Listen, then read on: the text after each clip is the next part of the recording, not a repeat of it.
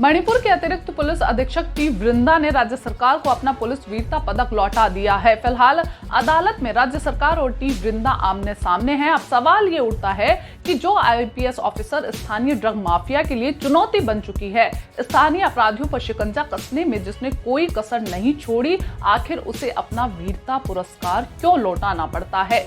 क्या अपराधियों से ज्यादा सिस्टम से लड़ना मुश्किल होता है?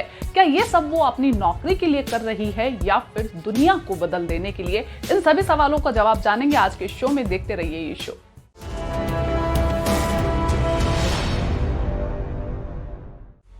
इस आखिरी सवाल का जवाब सबसे पहले कि महिलाएं सिर्फ नौकरी पाने या पद पाने के लिए मेहनत नहीं करती हैं। वो दुनिया का नजरिया, उसके तौर तरीकों को और भी ज्यादा संवेदनशील बनाने के लिए काम करती हैं, घर से बाहर निकलती हैं। और अब बात टी वृंदा की। वे मणिपुर राज्य के narcotics and affairs of border bureau NAB की पहली अधिकारी थी जिन्हें राज्य वीरता पुरस्कार दिया गया। दरअसल 2018 के ड्रग्स मामले के एक मुख्य आरोपी लुखाउसी जू को अदालत द्वारा बरी किए जाने के एक दिन बाद 18 दिसंबर को उन्होंने ये वीरता पदक लौटा दिया। उनकी नाराजगी कोर्ट से नहीं बल्कि उस पूरे सिस्टम से है जिसे वे बदलने के लिए निकली हैं। उस सिस्टम से बिना डरे, बिना अपनी नौकरी की परवाह किए उन्होंने इसी साल जुलाई महीने में मुख्यमंत्री N बीरेन सिंह पर लुखाउसी जू को बचाने का आरोप लगाया था। इस मामले में वृंदा ने मणिपुर हाईकोर्ट में दाखिल अपने 16 पेज के हलफनामे के दस्तावेजों में कहा है कि लुखाउसी को बचाने के लिए मुख्यमंत्री ने खुद हस्तक्षेप किया था। इसके बाद उन्हें उनके खिलाफ कार्रवाई करने की धमकी भी मिली।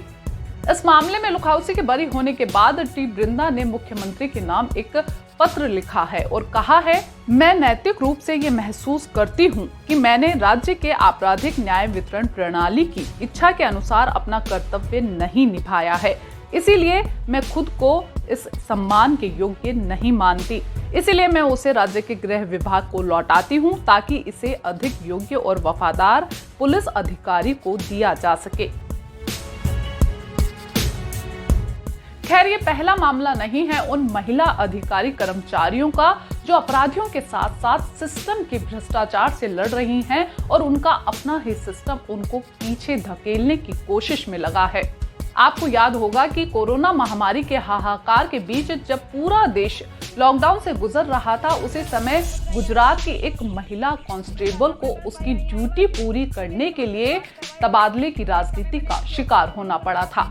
इसी साल 9 जुलाई को कर्फ्यू नियमों का उल्लंघन करने पर गुजरात के स्वास्थ्य मंत्री कुमार कानाणी के बेटे और उसके दोस्तों को कांस्टेबल सुनीता यादव ने रोक लिया था। इस घटना का वीडियो सोशल मीडिया पर खूब वायरल हुआ।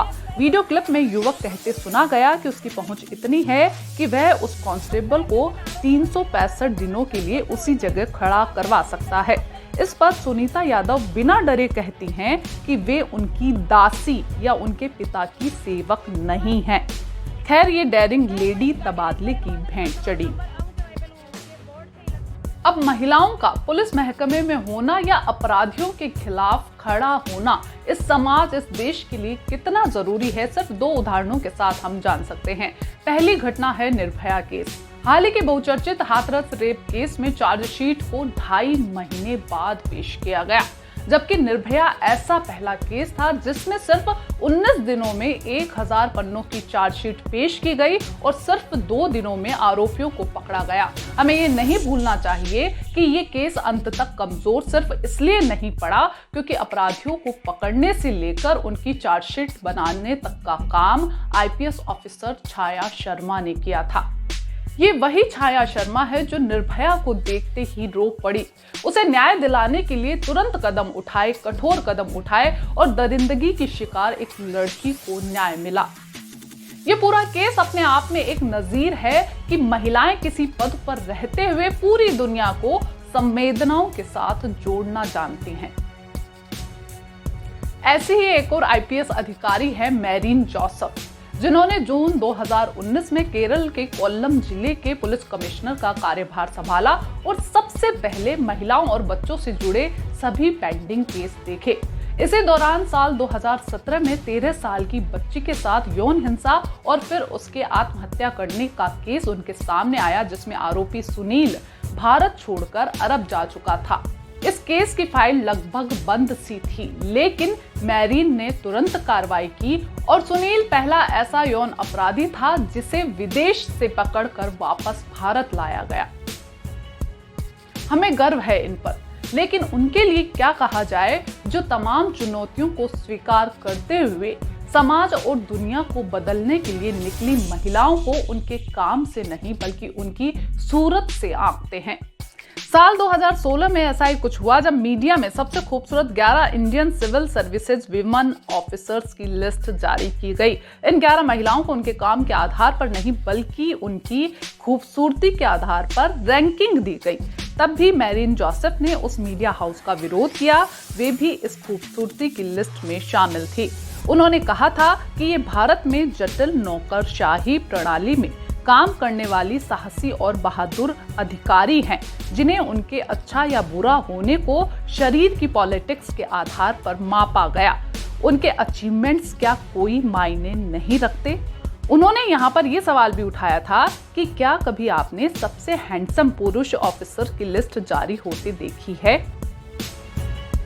तो आप एक इंटरनेशनल कंपनी की सीईओ हैं, कॉर्पोरेट वकील हैं, मशहूर फैशन डिजाइनर हैं, बहादुर आईपीएस ऑफिसर हैं, कठोर निर्णय लेने वाली आईएएस ऑफिसर हैं, लेकिन अगर आप महिला हैं तो आपको आपके काम या अचीवमेंट्स के आधार पर नहीं बल्कि आपकी बॉडी इंडेक्स के आधार पर मापा जाएगा।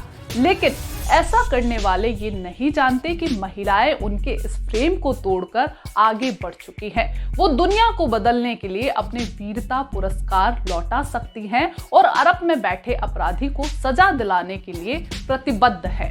ये शो आपको कैसा लगा और यहाँ पर किस तरह के मुद्दों को उठाया जाना चाहिए, कमेंट बॉक्स में जरूर लिखें। शो को देखने के लिए शुक्रिया।